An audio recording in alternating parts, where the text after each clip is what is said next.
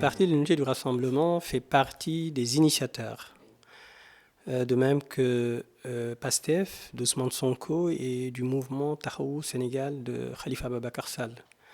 Donc ce sont ces trois partis qui sont les initiateurs, qui ont travaillé d'arrache-pied pour mettre les bases permettant l'ouverture à ce que tous les autres partis et mouvements qui souhaiteraient y adhérer y adhèrent. Donc notre rôle, c'est comme tous les autres partis qui sont à l'intérieur de la coalition. Le travail de base, nous l'avons fait. Et après, c'est un travail d'équipe. Donc tous les partis et mouvements qui ont rejoint la coalition après ce travail initial sont, comme le disent certains dans la coalition, sont pareils, sont d'égale dignité. Donc on est ensemble. C'est un travail d'équipe. Et le PUR est représenté par moi-même. Vous comprendrez bien que Serigne Moustapha ne se déplacera pas pour participer aux réunions de la conférence des leaders. Je fais partie du parti, du directoire. Il m'a donné instruction de le représenter au sein de la coalition. Donc c'est ce que je suis en train de faire depuis qu'on a commencé les pourparlers.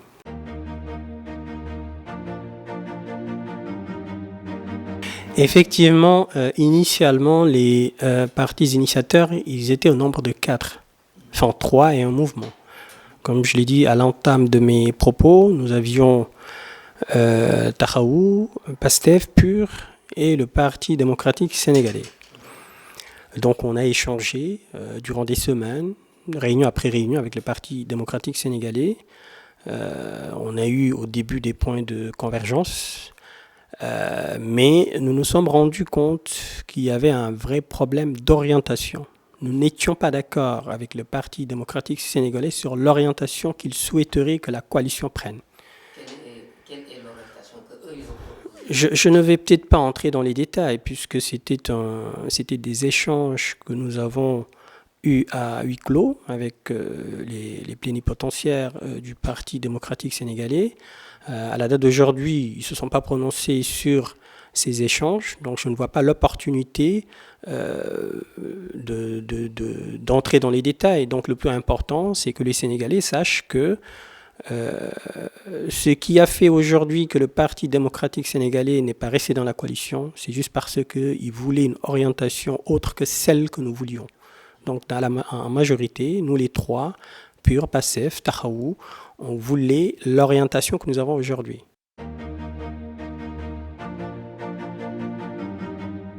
Je ne les appellerai pas des dissidents, ce sont des leaders éclairés qui ont leur avis, un avis que nous respectons.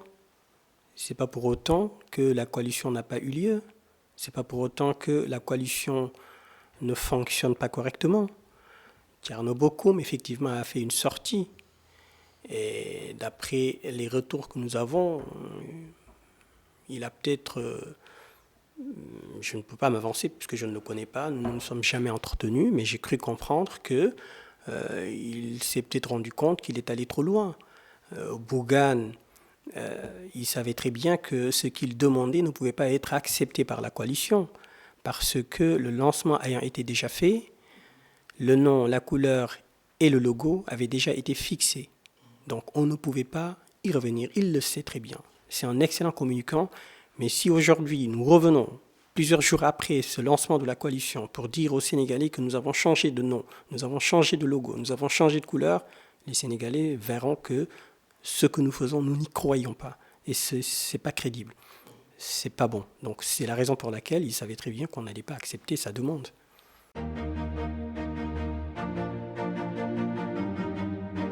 Ce qu'il faut comprendre, c'est pour que je puisse arriver à une réponse à Bougane, il faudrait qu'on comprenne le cheminement. Les partis initiateurs ont fait le choix de procéder d'une certaine façon, c'est-à-dire de commencer à poser les socles de la coalition, commencer le travail, discuter sur la charte, ce qui nous lie, discuter sur le nom, discuter sur le logo, discuter sur les couleurs. Vous conviendrez avec moi, si on avait convié plus de 10 partis, déjà à 4 c'est très difficile, si on avait convié plus de 10 partis, plus de 20 pour discuter sur le nom de la coalition, sur les couleurs, sur le logo, vous conviendrez avec moi qu'à la date d'aujourd'hui, la coalition ne serait pas lancée. Et c'est la raison pour laquelle les partis initiateurs ont fait le choix d'amasser ce travail-là pour gagner du temps avec efficacité afin de pouvoir lancer la coalition. D'autant plus qu'on va dans des élections locales séquencées. Nous sommes tenus par des délais. On n'a pas assez de temps. Donc il fallait faire vite. Et c'est pour cette raison que nous avons fait ce choix de faire ce travail en amont pour pouvoir aller plus vite avec beaucoup d'efficacité. Et pour vous dire, après le lancement, le lundi qui suit, nous avons tenu une assemblée générale qui a fait preuve d'une pleine démocratie. L'accord cadre, qui sont les textes, les dispositions qui régissent le fonctionnement de la coalition, ont été posés sur la table, discutés. Nous avons pris point par point et chaque parti, chaque mouvement adhérent à cette coalition a donné son avis. Et tous ces avis ont été pris en compte. Nous avons travaillé, amélioré, peaufiné cet accord cadre pour le valider afin que la coalition puisse y reposer et fonctionner correctement.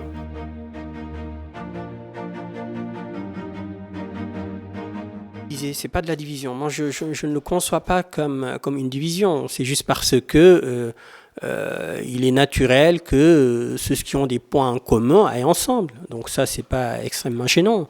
Le plus important, c'est qu'aujourd'hui, la coalition qui tient la route, la coalition Yehu Askanui, avec une représentativité qui est incontestable, que tout le monde y travaille et que tous les autres leaders, partis ou mouvements qui n'ont pas encore adhéré, qui viennent et puis qu'on puisse faire le travail jusqu'en 2024. Ce qui va se passer, chaque parti, mouvement, membre de cette coalition va présenter son candidat, ses candidats. Il y aura un échange, il y aura des discussions et le profil le plus adapté qui nous permettra de gagner la localité concernée sera retenu. Donc c'est suite à un échange. Nous nous connaissons tous. Chaque parti, chaque mouvement connaît sa représentativité dans chaque localité.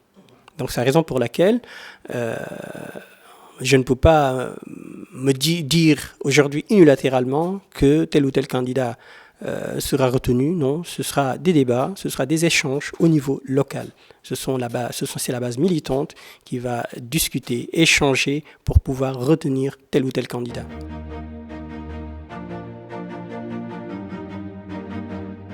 Mais je vous dis simplement comment fonctionne la coalition.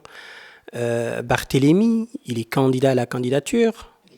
Donc à la date d'aujourd'hui, on ne sait pas qui sera le candidat de la mairie de Dakar, Dakar-Ville. Non, ce n'est pas la réalité. Barthélémy Diaz n'a pas boudé.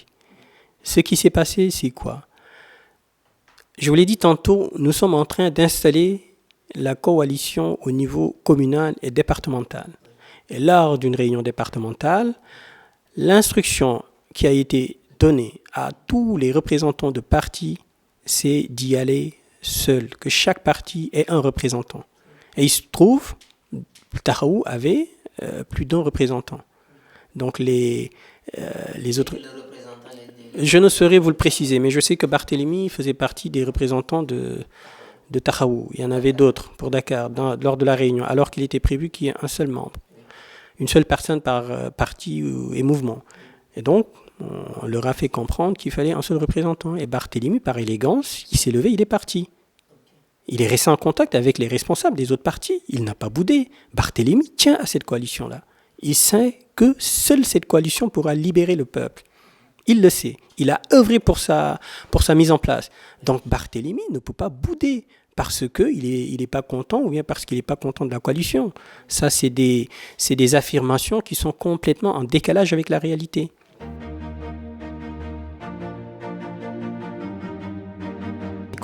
Dans tous ces départements-là, nous allons présenter des candidats à la candidature. Sur Dakar, nous avons naturellement des candidats. Dans toutes les communes, nous avons des candidats. Au niveau de la ville, nous présenterons un candidat.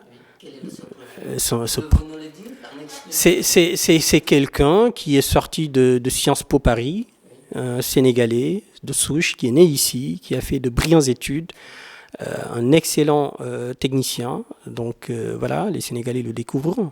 Ils vont le découvrir.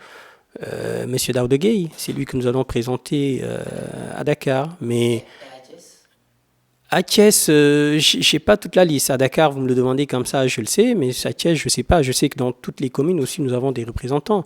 Mais au niveau de la mairie de ville, je ne sais pas du tout. À Saint-Louis, je ne sais pas. Enfin, vous savez, chez nous, il y a un responsable, d'ailleurs, c'est Monsieur Daouda Gueye, chargé des élections. Donc c'est lui qui s'en occupe. Donc voilà, il serait peut-être mieux il serait bien placé pour vous donner toutes ces informations-là. Voilà.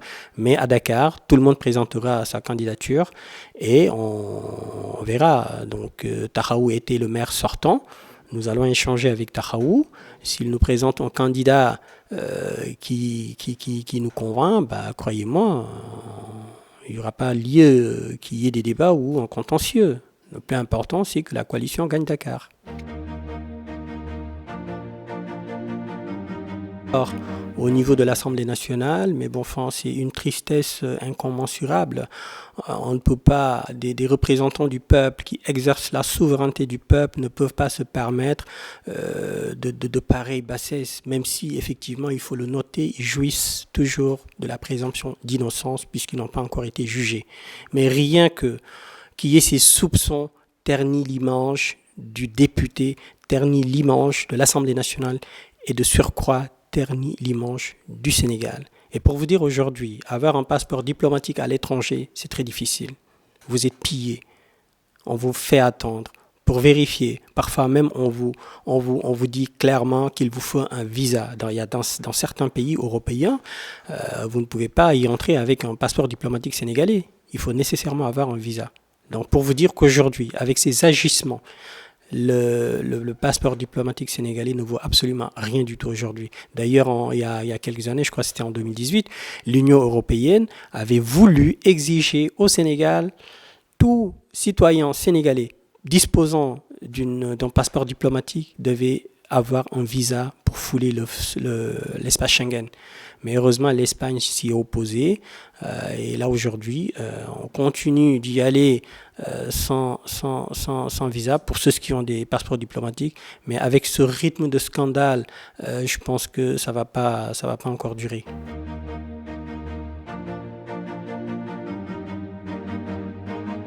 Vous savez, moi, les annonces du président de la République ne me font ni chaud ni froid. Pourquoi ? Parce que depuis qu'il est là, il fait des annonces qui n'ont aucun suivi. Une chose que les Sénégalais, que vous, journalistes, vous devez savoir, monsieur le président de la République, quand il ne parle pas aux Sénégalais. Ça ne l'intéresse pas. Il parle à l'international. Il parle aux organisations. Il parle à ses collègues pour leur faire savoir que nous avons mis des mécanismes de lutte contre le blanchiment, la fraude. Mais qu'est-ce qui s'est passé ? Il met en place l'OFNAC. Et lui-même, il dit tous les dossiers de l'OFNAC, il les mettra sous le coude.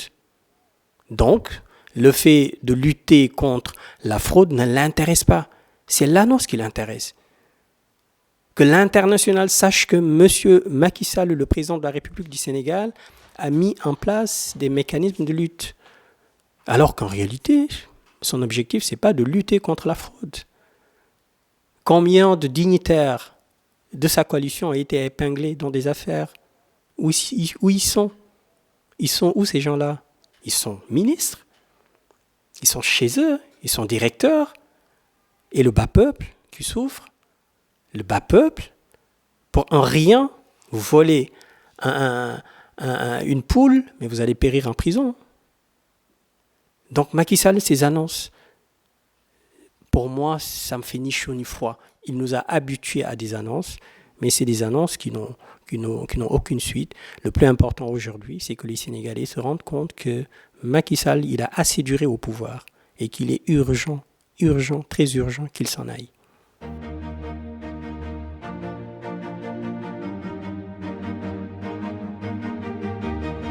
C'est dire aux Sénégalais que la coalition Yewwi Askan Wi est une coalition solide, qu'il ne soit pas dévoyé par rapport à certains articles, qu'il sache que c'est une coalition qui fonctionne correctement. Nous nous consacrons au travail. Si vous vous rendez compte, depuis que la coalition est lancée, il n'y a pas beaucoup de leaders qui sont sortis dans les médias. Nous nous consacrons au travail.